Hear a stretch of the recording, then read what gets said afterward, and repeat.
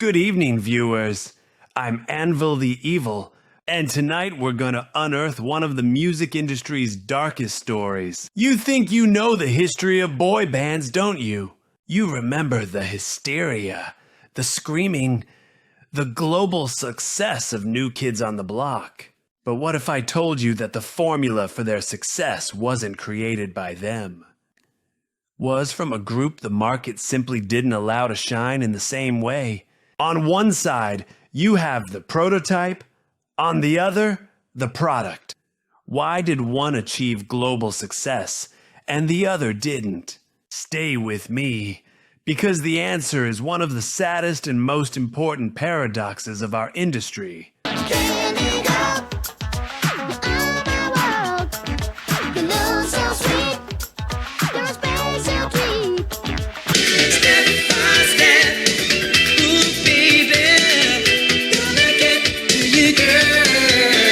Before the screams for New Kids on the Block, there were the screams for New Edition.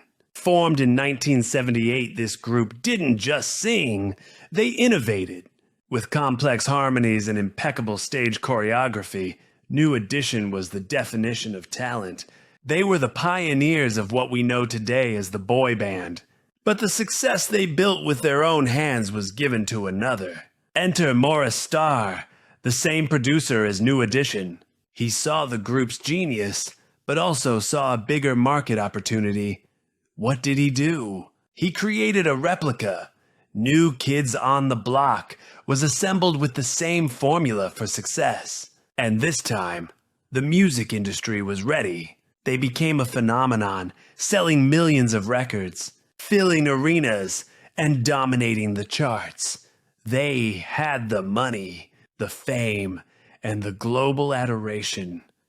But why them and not New Edition? To understand what happened, we have to look at the numbers. And the numbers don't lie.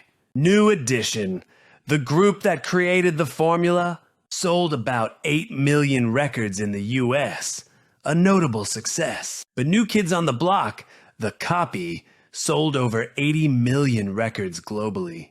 New Edition had 5 singles in the Billboard Top 10. New Kids on the Block had 9. If the talent was the same, the formula was the same, and the producer was the same. What explains this discrepancy? And that's the big lesson. The problem was in the industry. New Edition was the prototype, but the market at the time, especially pop radio and MTV, had a clear bias toward black music. They were confined to the R&B niche, a smaller market. New Kids on the Block, with the same formula, was positioned in pop. They were more commercially viable. The talent and innovation of one group were used to create the success of another. Skin color wasn't a barrier to creativity, but it was a barrier to profitability. And that, my friend, is one of the saddest and most important paradoxes of the 20th century. We can't change such an unjust past, but we can look forward and give value to those with talent. New Edition is, and always will be, a music legend. They continue to sell out shows, and their performances are as impeccable today as they were decades ago. They are getting the recognition they always should have had.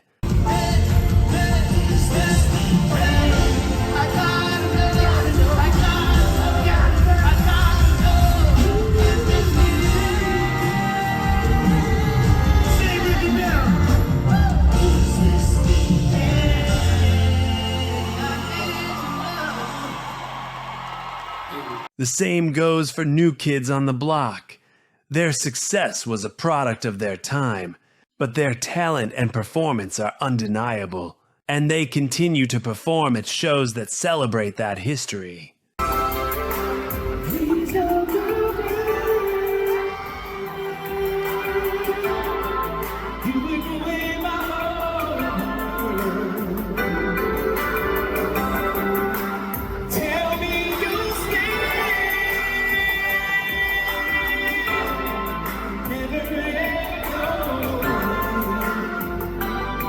The final lesson is that, in the end, the art and emotion of a true show of talent always withstand the test of time. And that's what we should value. And now, a personal message. My last video had only 102 views, 2 likes, and 2 comments in 2 days. And that made me think. I'm a skeptic. I don't believe in miracles, but I also know that I don't do this for success or money. I do it because I love it. I do it because I believe these stories deserve to be told. I do it for love. Thank you, Sushi X and Next Level Asia.